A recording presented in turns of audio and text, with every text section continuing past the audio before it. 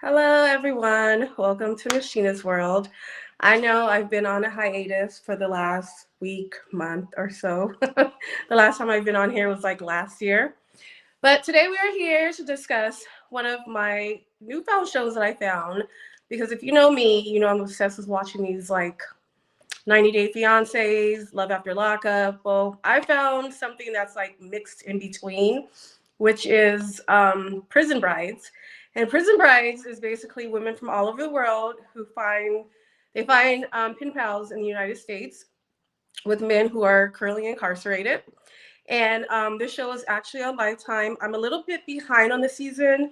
I believe this week will be this is season one, but this week will be episode 7. So right now I'm just going to do a recap from episode 1 to episode 3, and you'll probably see me in the next day or so doing recap from episode 4 to episode 6. So by the weekend I should be all the way up to par, and then we can do a recap for episode 7. If you have a show that you like for me to view and recap for you, just leave a comment down there in the comment section. Let me know what show it is. Don't forget to like, share, subscribe this video with your favorite people or your non-favorite people. Just any people would be great. Okay, so we're gonna start off with Prison Brides. This is on Lifetime again. This is episode 1 to episode 3. We're gonna start off with Sevia and Joseph. Sevia is from Germany. She's a midwife. Um, Joseph is from Michigan. Actually, they are one of my favorite couples. They are super, super cute and they seem very genuine. Sevia is a midwife who was actually looking for like a friend, like a pen pal to write. During her downtime, she just wanted someone to talk to. She said to herself, "Well, he doesn't know me. He could just be like an open diary." And over time, they became very close. 8 months before his release, she went out to visit him for the first time. She stayed with his grandma. She's actually really pretty. So he he thought she was a catfish because she's pretty and he's handsome. But it's like, how can someone this attractive be looking for a pen pal all the way from Germany to Michigan? Well, they found each other. Before his release, she met up with his grandmother, met him for the first time 8 months before he came home. When he came home, she came down a few days before. He is going to be staying with his cousin DeMarcus.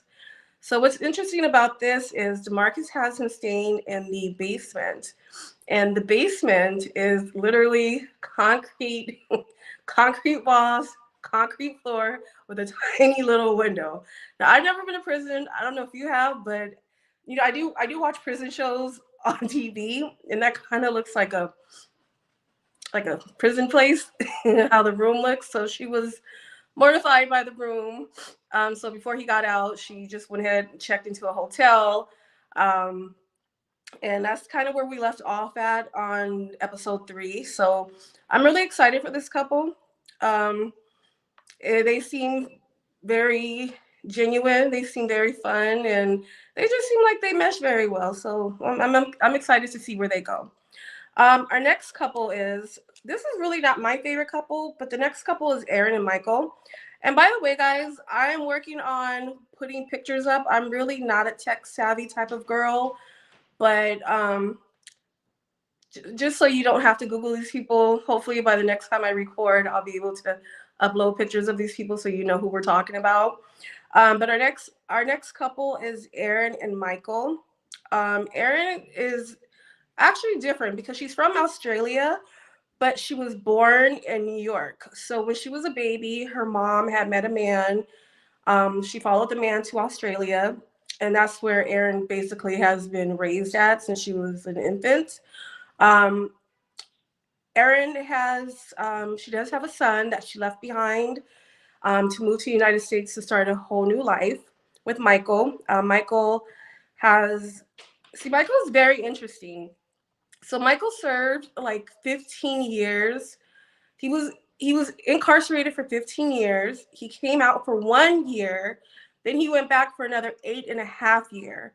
So Michael's technically been in prison for about the last 23 years of his life, to be quite honest with you.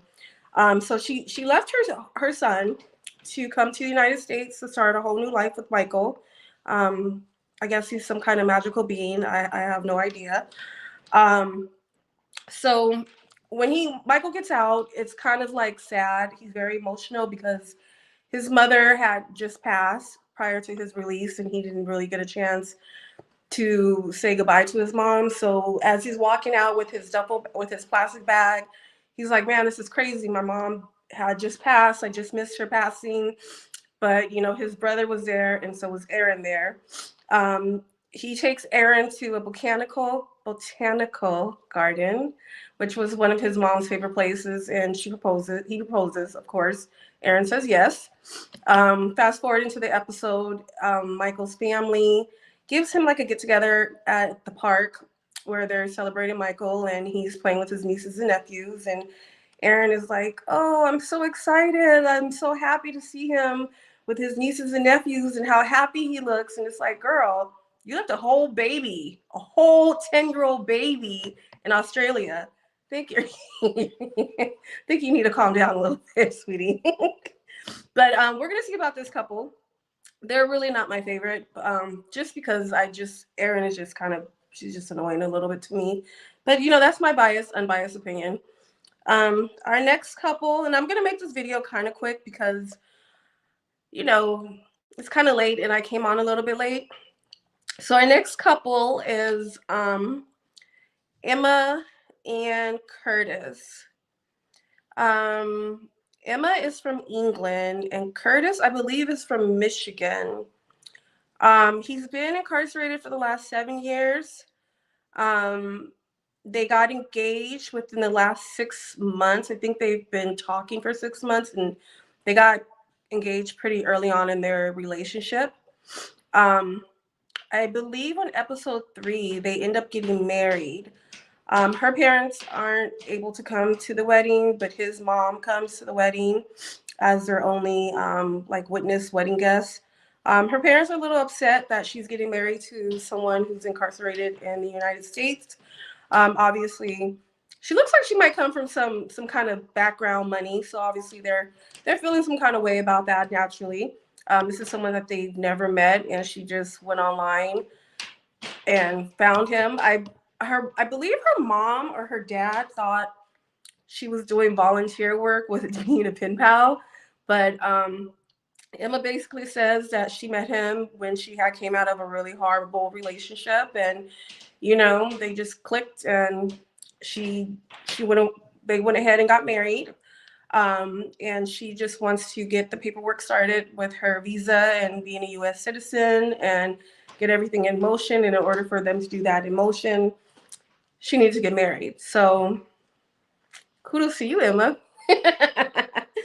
Okay, so our next couple is um Alejandria, and I'm only doing 4 couples this evening. I think there's like 2 more, but I'll introduce you to the other 2 most likely tomorrow or Wednesday.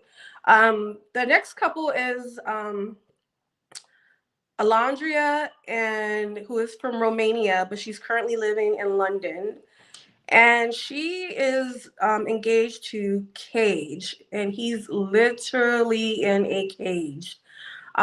She flew out from England to visit him. The first time they visit, it was behind one of those glass like walls over like the phone that you see on TV kind of thing. Um, I'm 100% convinced that Alondria hates her parents. And you can't tell me she doesn't. It's actually really sad because every time she mentions getting married, or she had him on speakerphone when she spoke with her family, and she was with her family at a dinner, and he told her family he can't wait to make her his forever. It's kind of sad because the dad breaks down in tears, and Alondria is um, I don't know. I don't know about this couple because he was sentenced to 50 years in prison in Texas 10 years ago when he was 17, I think from like double armed robbery or something like that. So he was sentenced 10 years ago to 50 years. He's already served 10 years. So basically, she's going to be, if she marries him and stays with him, she's basically going to be single by herself for the next 40 years. So that's why I think her father breaks down into tears every time. Her mom is like kind of like not holding anything back, and her mom is basically like, "You're gonna be alone by yourself for the," with their accent. I don't want to be rude, but the mom is basically like, "You're gonna be alone by yourself for the rest of your life. Are you ready for that?" And she's like, "I love him, blah blah blah," which is cute. She has a bachelorette party with her girlfriends, and her girlfriends are just absolutely looking at her like she's dead shit crazy as well. Excuse my language. But her girlfriends are actually looking at her like she's crazy as hell as well. Because 50 years, 40 years, that's a long time, especially when you're only 27. So that's like 27, 37, 47, 57, 67. So by the time this man gets out, she would probably be between the ages of 57 to 67 years old. That is crazy. I mean, I don't know if she's trying to get over to the United States, but there are different ways to get over. Just go on 90 Day Fiance. I don't know, but there's different ways to go get over. And she's actually a really pretty girl. You can tell she's had some work done to her face, but it doesn't really take away from her beauty. Looks like she had more done to like enhance it a little bit. Um, so that's kind of crazy. But while she's trying on her wedding dress with her cousin, she gets a call from, I guess, the person who's marrying her engaged, and tells her that her wedding has been canceled for now because in the state of Texas, they've pretty much shut down all of the prisons. So some may say that's a sign from God. She looked disappointed. Her mom looked happy, and her dad just kept crying. I don't know. um, so it is what it is on these episodes. I will get into more details once I get into the episode by episode, but this is just like a recap so we can meet the couples. By Wednesday, I should have episode 4, 5, and 6, and by Saturday, I will have a full on review of episode 7. Again, if you like for me to review a show, or if you have something for me to look at or recap, or something you want me to talk about, or you want to come on here and talk about it, just leave a comment down there and I will be happy to do it. In the meantime, please like, share, subscribe, share this with your friends, your favorite people, your non-favorite people. Just share with any people. At this point, I don't care. Thank you for coming on, and you guys have a great evening. Bye.